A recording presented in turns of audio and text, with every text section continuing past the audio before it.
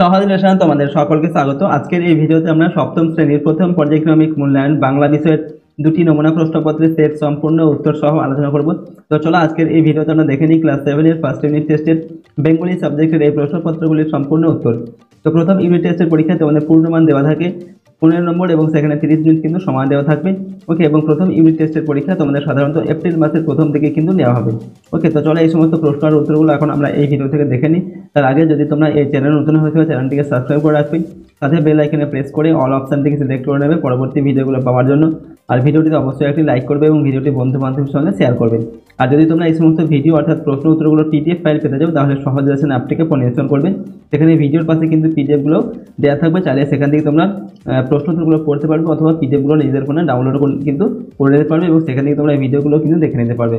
ঠিক আছে, তাছাড়া সমস্ত সাবজেক্টের suggestion, model question paper, syllabus, marks division এই সব কিছু কিন্তু তোমরা অ্যাপের মধ্যে পেয়ে যাবে। ওকে, তো চলো এখন আমরা এই সমস্ত প্রশ্ন আর উত্তরগুলো দেখে নিই। তো প্রথমে দেখো আমরা সেট 2 এর প্রশ্ন এবং উত্তরগুলো দেখবো। প্রথম এর আগের ভিডিওতে আমরা কিন্তু সেট 1 এর প্রশ্ন উত্তর সম্পর্কে আলোচনা করেছিলাম। ওকে, তো দেখো এখানে প্রথমে দেওয়া আছে 1 নম্বর দাগে সঠিক উত্তরটি নির্বাচন করো। যে কোনো 4টি লিখতে বলা হচ্ছে, প্রতিটি প্রশ্নের মান হচ্ছে 1 নম্বর করে, 4 লিখে 4 নম্বর দেওয়া আছে। এখানে 1 নম্বর দাগে বলা হচ্ছে অবজারভেটরির বাংলা প্রতিশব্দ। তো অবজারভেটরির বাংলা প্রতিশব্দ কি? অপশন ক দেওয়া আছে পরীক্ষাগার, অপশন খ দেওয়া আছে গবেষণাগার এবং অপশন গ দেওয়া আছে নিরীক্ষণাগার, অপশন ঘ কি দেওয়া আছে অস্ত্রাগার। তো অবজারভেটরির বাংলা প্রতিশব্দ কি? অপশন ঘটা সঠিক উত্তর হবে নিরীক্ষণাগার। ঠিক আছে, অবজারভেটরির বাংলা প্রতিশব্দ হচ্ছে নিরীক্ষণাগার, ভালোভাবে কিন্তু মনে রাখবে। পরের প্রশ্ন দেখো 1-2 নম্বর দাগে 3টি শালিক, এখানে অপশন ক দেওয়া আছে অবাক তাকায়, অপশন খ দেওয়া আছে ঝগড়া থামায়, অপশন গ দেওয়া আছে রং ধার দিতে চায় এবং অপশন ঘ দেওয়া আছে ঝগড়া করে। তো 3টি শালিক কি হবে? এখানে ঝগড়া থামায়। ঠিক আছে, অপশন খটা সঠিক উত্তর হবে, 3টি শালিক ঝগড়া থামায়। 1-3 নম্বর দেখো রামকিঙ্করের প্রথম শিল্পের স্কুল বাড়ির পাশের, এখানে প্রথমে দেওয়া আছে অপশন কয়ে কামারপাড়ায়, অপশন খতে দেওয়া আছে কুমোরপাড়ায়, অপশন গয়ে দেওয়া আছে পটুয়াপাড়ায় এবং অপশন ঘতে দেওয়া আছে জেলেপাড়ায়। তো রামকিঙ্করের প্রথম শিল্পের স্কুল কোথায়? বাড়ির পাশের কুমোরপাড়া। ঠিক আছে, অপশন খয়টা সঠিক উত্তর হবে, বাড়ির পাশের কুমোরপাড়া হচ্ছে রামকিঙ্করের প্রথম শিল্পের স্কুল বা স্কুল। নেক্সট দেখো 1-4 নম্বর স্নেহ কি ধরনের শব্দ? অপশন কতে দেওয়া আছে মিশ্র শব্দ, অপশন খয়ে দেওয়া আছে দেশি শব্দ, অপশন গয়ে দেওয়া আছে তৎসম শব্দ এবং অপশন ঘতে দেওয়া আছে অর্ধ তৎসম শব্দ। তো স্নেহ এটা কি ধরনের শব্দ? এটা হচ্ছে একটি তৎসম শব্দ, অপশন গয়েটা সঠিক উত্তর এখানে হবে। ঠিক আছে, স্নেহ হচ্ছে একটি তৎসম শব্দ। পরের প্রশ্ন হচ্ছে 1-5 নম্বর দাগে চা, চিনি, লিচু এই শব্দগুলি কোন ভাষা থেকে এসেছে? অপশন কতে দেওয়া আছে গ্রিক, অপশন খয়ে দেওয়া আছে বর্মী, অপশন গয়ে দেওয়া আছে ফরাসি এবং অপশন ঘতে দেওয়া আছে কোনোটি নয়। তো চা, চিনি, লিচু এই শব্দগুলি কোন ভাষা থেকে এসেছে? এগুলো হচ্ছে চীনা ভাষা থেকে এসেছে। ঠিক আছে, সুতরাং এখানকার মধ্যে কোনোটি নয়, অপশন ঘটা সঠিক উত্তর হবে। ঠিক আছে, কোনোটি নয়। পরের প্রশ্ন 2 নম্বর জায়গায় নিচের প্রশ্নগুলির 1-2টি বাক্যের উত্তর দাও। যে কোনো 7টি প্রশ্নের উত্তর লিখতে হবে, প্রতিটা প্রশ্নের মান 1 নম্বর করে, 7 নম্বর দেওয়া আছে। ঠিক আছে, 2-1 নম্বর জায়গায় দেওয়া আছে এ মিনতি করি পদে কবি কার কাছে প্রার্থনা জানিয়েছেন। ঠিক আছে, প্রতিটা প্রশ্নের মান 1 নম্বর করে, অর্থাৎ এক কথায় কিন্তু এই প্রশ্নের উত্তরগুলো লিখতে হবে একটি বাক্যের মধ্যে বা 2টি বাক্যের মধ্যে। তো দেখো আমরা এখানে উত্তরটা লিখছি, কবি মাতৃভূমি বঙ্গ জননীর কাছে এই প্রার্থনা জানিয়েছেন। তো কবি কার কাছে প্রার্থনা জানিয়েছেন? না, মাতৃভূমি বঙ্গ জননীর কাছে এই প্রার্থনা জানিয়েছেন। ঠিক আছে, কবি মাতৃভূমি বঙ্গ জননীর কাছে এই প্রার্থনা জানিয়েছেন। পরের প্রশ্ন দেখো 2 নম্বর দাগে পাখি সব করে রব উদ্ধৃতাংশটি কার লেখা? কোন কবিতার অংশ? আমরা কি লিখবো? উদ্ধৃতাংশটি আশরাফ সিদ্দিকের লেখা 21-এর কবিতার অংশ। ঠিক আছে, এটা হচ্ছে আশরাফ সিদ্দিকের লেখা 21-এর কবিতার মধ্যে কিন্তু পাখি সব করে রব এই লাইনটা রয়েছে। এরপরের প্রশ্ন 2-3 নম্বর ড্রয়িং শিখতে লাগলো খোকন। খোকন কোথায় ড্রয়িং শিখত? উত্তর কি হবে? না, খোকন স্কুলে ড্রয়িং শিখত। ঠিক আছে, খোকন স্কুলে ড্রয়িং শিখত। 2-4 নম্বর কার সৌজন্যে রামকিঙ্করের সঙ্গে শান্তিনিকেতনের যোগাযোগ হয়? এর উত্তর কি লিখবো? রামানন্দ চট্টোপাধ্যায়ের সৌজন্যে রামকিঙ্করের সঙ্গে শান্তিনিকেতনের যোগাযোগ হয়। ঠিক আছে, রামানন্দ চট্টোপাধ্যায়ের সৌজন্যে রামকিঙ্করের সঙ্গে শান্তিনিকেতনের যোগাযোগ হয়। পরের প্রশ্ন 2-5 নম্বর দেখো আম্মা কে ছিলেন? এটা হচ্ছে তোমাদের মাকু থেকে এই প্রশ্নটিকে দেওয়া হয়েছে। তো আম্মা কে ছিলেন? না, আম্মা হলো সোনাটিয়ার বাপির ছোটবেলাকার ধাইমা। ঠিক আছে, আম্মা হচ্ছে সোনাটিয়ার বাপির ছোটবেলাকার ধাইমা। পরের প্রশ্ন 2-6 নম্বর, কালিয়ার বনে যেতে গেলে কোন মাঠ পেরোতে হয়? তো কালিয়ার বনে যেতে গেলে কোন মাঠ পেরোতে হয়? কালিয়ার বনে যেতে গেলে শুনশুনির মাঠ পেরোতে হয়। ঠিক আছে, শুনশুনির মাঠ পেরোতে হয় কালিয়ার বনে যেতে গেলে। 2-7 নম্বর, তৎসম শব্দ কাকে বলে? তো তৎসম শব্দ কাকে বলে, উত্তর কি লিখবো আমরা?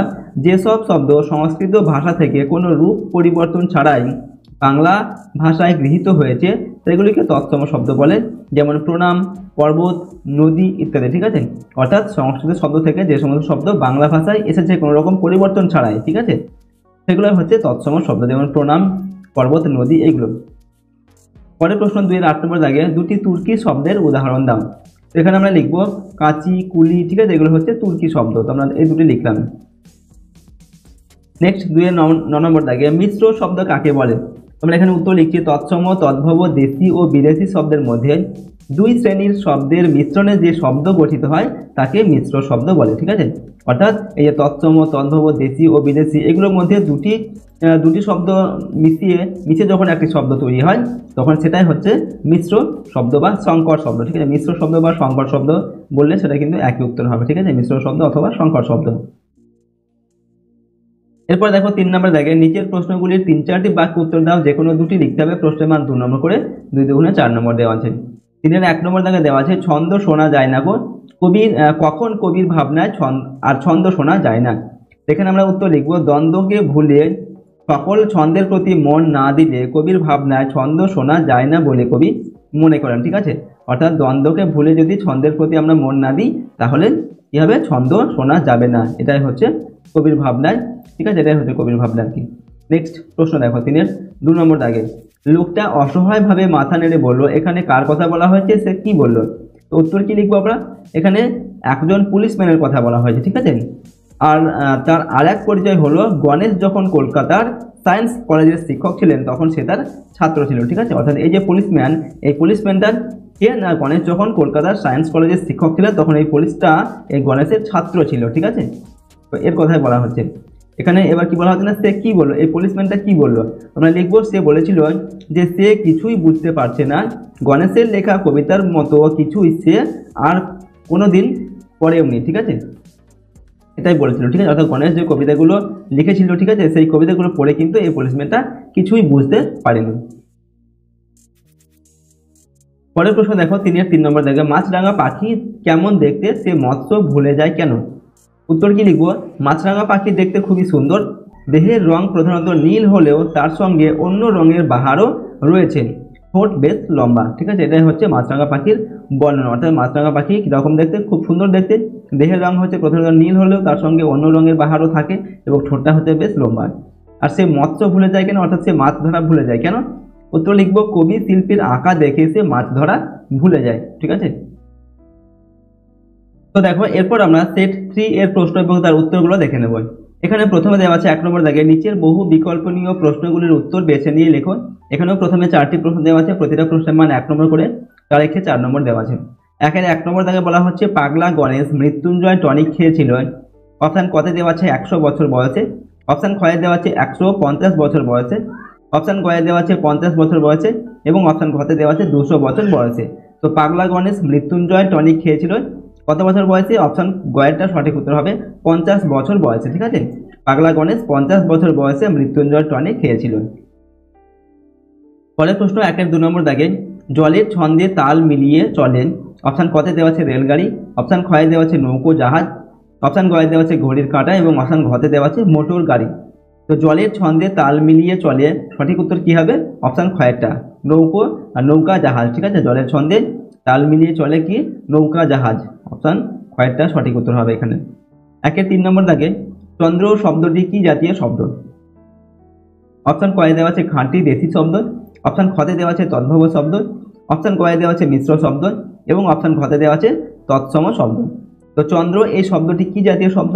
চন্দ্র শব্দটি হচ্ছে একটি তৎসম শব্দ। ঠিক আছে, চন্দ্র হচ্ছে একটি তৎসম শব্দ। পরের প্রশ্ন দেখো 1-4 নম্বর, সঠিক বানানটি বেছে নাও। ঠিক আছে, এখানে কয়ে দেওয়া আছে রাগিনী, অপশান খয়ে দেওয়া আছে রাগিনীর, এখানে দেখো রয়াকার গয়ের দীর্ঘিকার নয় হস্তিকার, ঠিক আছে, রাগিনী।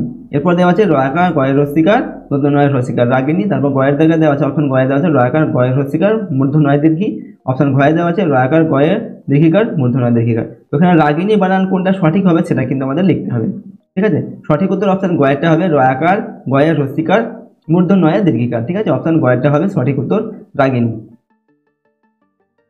পরের প্রশ্ন 2 নম্বর দাগে অতি সংক্ষিপ্ত প্রশ্নোত্তর, ঠিক আছে, অতি সংক্ষেপ উত্তর দিতে হবে এগুলোর। প্রতিটা প্রশ্নের মান 1 নম্বর করে এবং 7টি প্রশ্নের উত্তর লিখতে হবে। 2-এর 1-এ দেওয়া আছে গার্ল অ্যান্ড দ্য ডগ, এটি কি? অপশান কতে দেওয়া আছে ওয়েল পেন্টিং। তো এখানে আমাদের এগুলোর এক কথা উত্তর লিখতে হবে। তো গার্ল অ্যান্ড দ্য ডগ এটি কি? তো আমরা উত্তর কি লিখবো না ওয়েল পেন্টিং বা তেল রঙের ছবি, ঠিক আছে, এটা হচ্ছে ওয়েল পেন্টিং বা তেল রঙের ছবি, ঠিক আছে, গার্ল অ্যান্ড দ্য ডগ।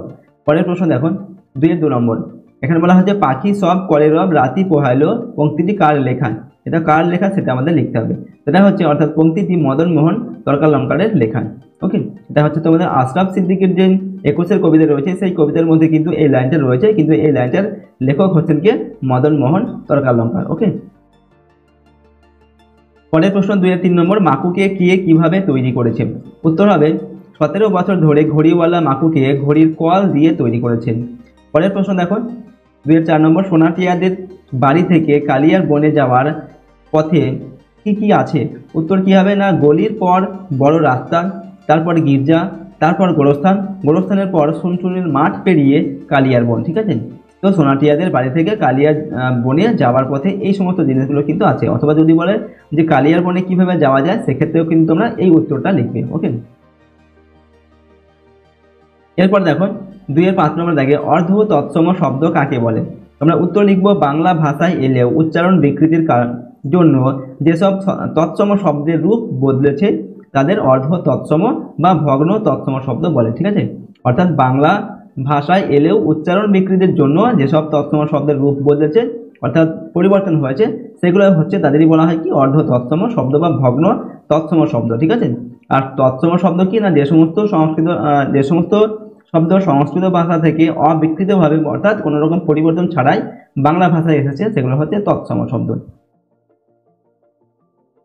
পরের প্রশ্ন দেখো 2-এর 6 নম্বর দাগে তেঁতুল লিচু শব্দ দুটি কোন কোন শ্রেণীর শব্দ তা লেখন?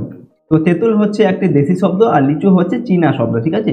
তেঁতুলটা হচ্ছে দেশি শব্দ আর লিচু হচ্ছে চীনা শব্দ, ঠিক আছে। পরের প্রশ্ন 2-এর 7 নম্বর দাগে হাত শব্দটি বাংলায় কিভাবে এসেছে? আমরা উত্তর লিখবো হাত হচ্ছে হস্ত থেকে হাত, এইভাবে বাংলায় এসেছে, ঠিক আছে, হাত শব্দটা।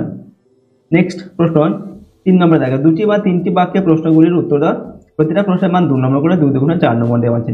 3-এর 1-এ দেওয়া আছে আমি পৃথিবীকে বাঁচানোর চেষ্টা করছি। বক্তা কিভাবে পৃথিবীকে বাঁচানোর চেষ্টা করছিল, তার প্রয়াস শেষ পর্যন্ত সফল হয়েছিল কি? তোমরা লিখবো কেবল বিজ্ঞানের চর্চা করে পৃথিবীর মানুষের মানবিক বোধগুলি হারিয়ে গিয়েছিল। বক্তা গণেশ কবিতা লিখে গান গেয়ে ছবি এঁকে মানুষের মানবিক বোধগুলি জাগিয়ে তোলার মাধ্যমে পৃথিবীকে বাঁচানোর চেষ্টা করছিলেন, ঠিক আছে। তো বক্তা এখানে কিভাবে পৃথিবীকে বাঁচানোর চেষ্টা করছিলেন অর্থাৎ বক্তা হচ্ছেন কে? গণেশ, ঠিক আছে, পাগলা গণেশ। সে কিভাবে পৃথিবীকে বাঁচানোর চেষ্টা করছিল না কবিতা লিখে গান গেয়ে ছবি এঁকে এই সমস্ত করে মানুষের যে মানবিক বোধ সেগুলোকে তিনি জাগিয়ে তোলার চেষ্টা করছিলেন, এভাবেই তিনি পৃথিবীকে বাঁচানোর চেষ্টা করছিলেন। ওকে, তার প্রয়াস শেষ পর্যন্ত সফল হয়েছিল কি? তোমরা উত্তর কি লিখবো? হ্যাঁ, তার প্রয়াস শেষ পর্যন্ত সফল হয়েছিল, কারণ গণেশের দ্বারা অনুপ্রাণিত হয়েই মানুষেরা গান গাইতে, কবিতা লিখতে, হিজিবিজি ছবি আঁকতে শুরু করেছিল, ঠিক আছে। অর্থাৎ সবাই কি ছিল বিজ্ঞানের মধ্যেই কিন্তু বুধ হয়েছিল, ঠিক আছে। তো গণেশের এই সমস্ত কবিতা, ছবি, গান এগুলো শুনে মানুষ আস্তে আস্তে আবার এগুলোর প্রতি কি আকৃষ্ট হয়ে উঠেছিল, ঠিক আছে। এইভাবেই গণেশ পৃথিবীকে আবার কি করেছিল, বাঁচিয়েছিল আর কি। ওকে, তো দেখো পরের প্রশ্ন 3-এর 2 নম্বর দাগে চিনবে তারা ভুবনটাকে, কারা কিভাবে ভুবনটাকে চিনতে পারবে বলে কবি মনে করেছেন? তো যারা মন্দ কথায় কান না দিয়ে জীবনের ছন্দ মন দিয়ে শুনবে তারাই ভুবনটাকে চিনবে, কারণ ছন্দকে অনুভব করতে পারলেই ভুবন বা পৃথিবীকে চেনা সম্ভব। ওকে, 3-এর 2 নম্বর প্রশ্নের উত্তর লিখলাম। পরের প্রশ্ন দেখো 3-এর 3 নম্বর দাগে কবির দৃষ্টিতে নশ্বর মানুষ কিভাবে অমরতা লাভ করতে পারে তা লেখন। সেখানে আমরা উত্তর লিখব যে কোনো জীবী জন্মালে তার মৃত্যু হবেই, কোনো মানুষই অমর নয়, কিন্তু সাধারণ মানুষ যদি কাউকে চিরকাল মনে রাখে তাহলে সে মানুষের মনে অমরতা লাভ করে। মানুষের মনে জায়গা পাওয়া কেবল নিজের গুণ আর ভালো কাজের দ্বারা সম্ভব। ঠিক আছে, তো কি বলা হচ্ছে না, নশ্বর মানুষ কিভাবে অমরতা লাভ করতে পারে, অর্থাৎ মানুষ মরে গিয়েও কিভাবে মানুষের মধ্যে বেঁচে থাকতে পারে না, যে মানুষকে আমরা সবাই মনে রাখে। ঠিক আছে, কাদের মনে রাখে? যারা মানুষের জন্য ভালো কাজ করে গেছেন। ঠিক আছে, তাদেরকেই আমরা মনে রাখি। তো সেসব মানুষ কি অমরতা লাভ করে?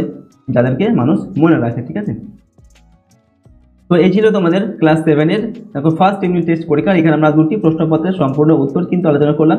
প্রতিটি প্রশ্নোত্তর তোমরা খুব ভালোভাবে প্র্যাকটিস করবে এবং মুখস্থ করবে। আর যদি এই চ্যানেলে তোমরা নতুন হয়ে থাকবে, চ্যানেলটিকে সাবস্ক্রাইব করে রাখবে, সাথে বেল আইকনে প্রেস করার পর অল অপশনটি সিলেক্ট করবে পরবর্তী ভিডিওগুলো পাওয়ার জন্য। ভিডিওটিতে একটি লাইক করবে, ভিডিওটি বন্ধু বান্ধবের সঙ্গে অবশ্যই শেয়ার করবে। আর যদি তোমরা এই সমস্ত ভিডিও অর্থাৎ প্রশ্ন উত্তরের পিডিএফ ফাইল করে পেতে চাও, সহজ লেসন অ্যাপটিকে ফোনে ইনস্টল করে রাখবে।